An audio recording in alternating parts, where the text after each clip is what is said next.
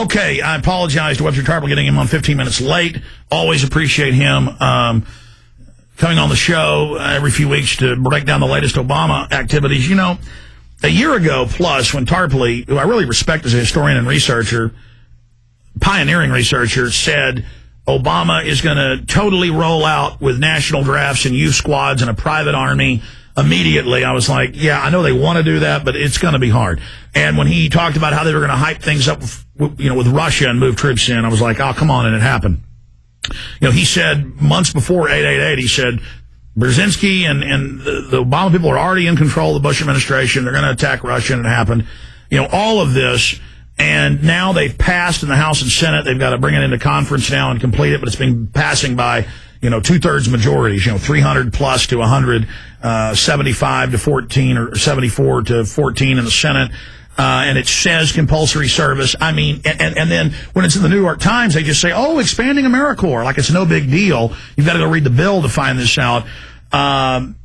They're openly announcing trillions more for the bankers. A Bank of the World will pay our carbon taxes too. Everything Tarpley, who's the main figure, there's Jesse Ventura and KRS-One and Professor Griff and George Humphrey and Gerald Celente in the film, but the main voice is Webster Tarpley, and the film is Supernova. It's the #1 film on the web, bar none.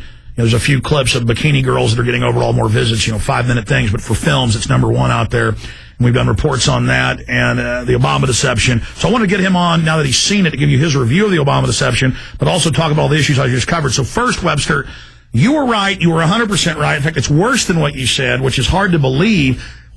Comment on what's currently happening and where you see this going in the future.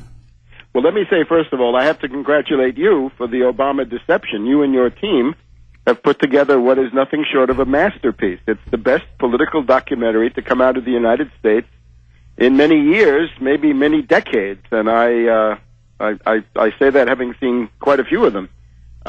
It is a tremendous piece of work, and I think it's just what was needed to crystallize a kind of vague unease that a lot of people have who don't really follow politics or economics. But it's a tremendous achievement, and if it's gone viral, then more power to you. And that's a big turning point, because what are we, about 2/3 of the way through the 100 days?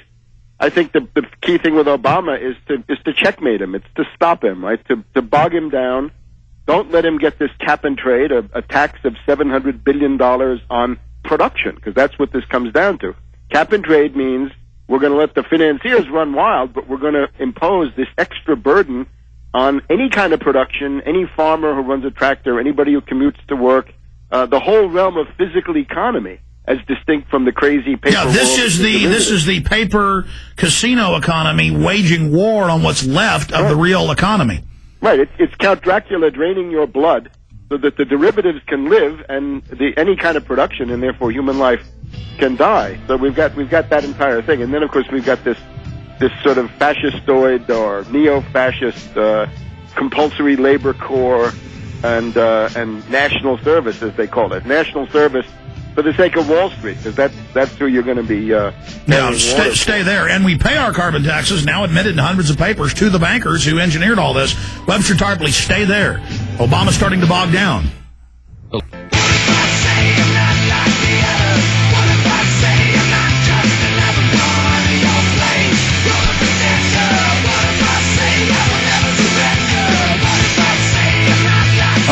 Webster Tarpley's our guest.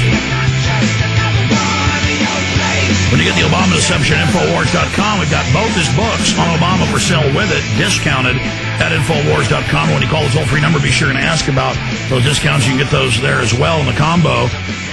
888-253-3139. You see, if you attack Obama from a right-wing perspective, Rush Limbaugh stuff, that's all discredited. That actually makes his supporters support him more in the false left right paradigm. But if you go after him as an elitist, notice he always frames himself as he's fighting Wall Street, he's fighting corruption, he's fighting special interests. He needs his 13 million goons and a 7 million army, that's now in the New York Times, to go out and intimidate Congress and the governors and the states.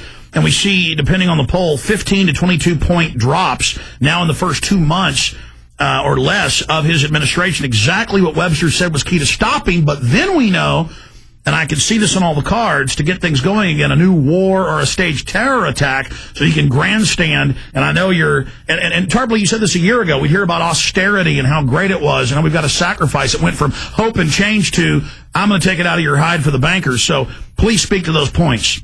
Well, Obama met with the Washington Post editorial board on the Thursday before the inauguration, and he said, well, the slogans now are going to be sacrifice, duty, and responsibility. And that means that you, as an individual, are required to sacrifice your health care, your economic rights, to prop up 1.5 quadrillion derivatives bubble, and to keep these zombie bankers in business. I mean, you look at Wall Street, right? You've got Blankfein of Goldman Sachs, Pandit of Citibank, Diamond of J.P. Morgan Chase, Lewis of Bank of America, Mack of Morgan Stanley. Those are the big five. And they've got a very large part of the world derivatives bubble, the derivatives black hole.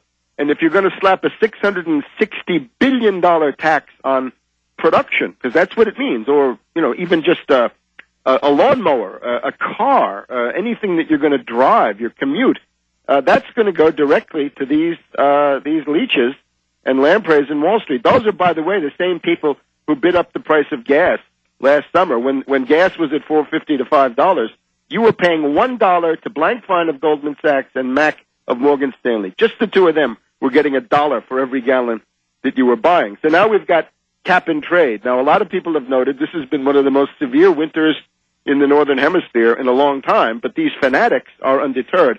These are Malthusian, zero-growth, genocidal lunatics. I want to cite an advisor to Obama's mentor, Gordon Brown, right, the British Prime Minister.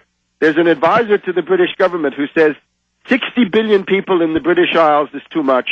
We're going to cut that in half to 30 million. Yeah, that was the Times of London 2 days ago, and we're seeing headlines in the U.S. and foreign press.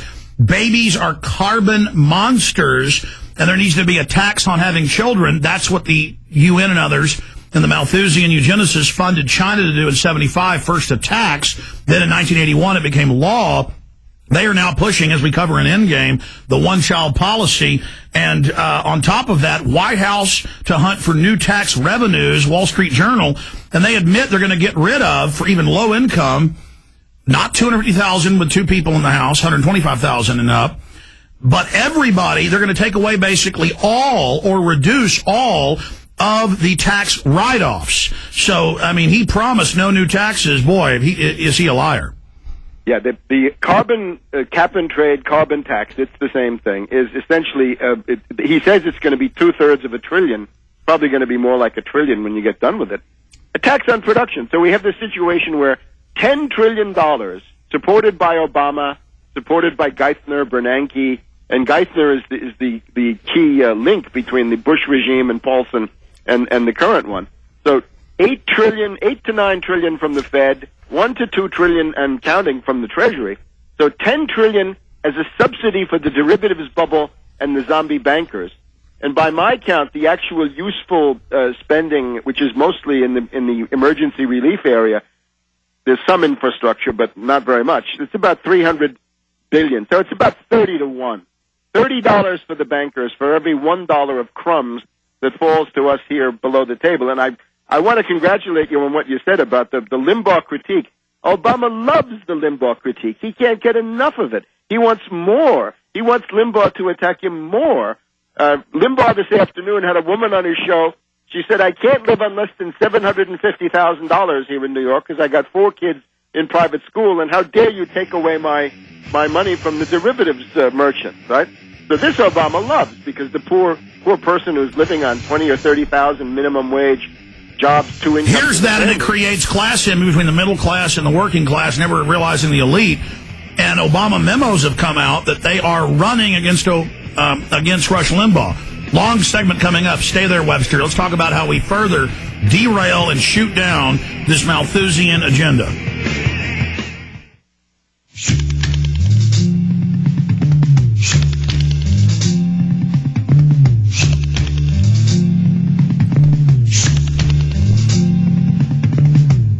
Webster Tarpley is our guest. We're going to go right back to him.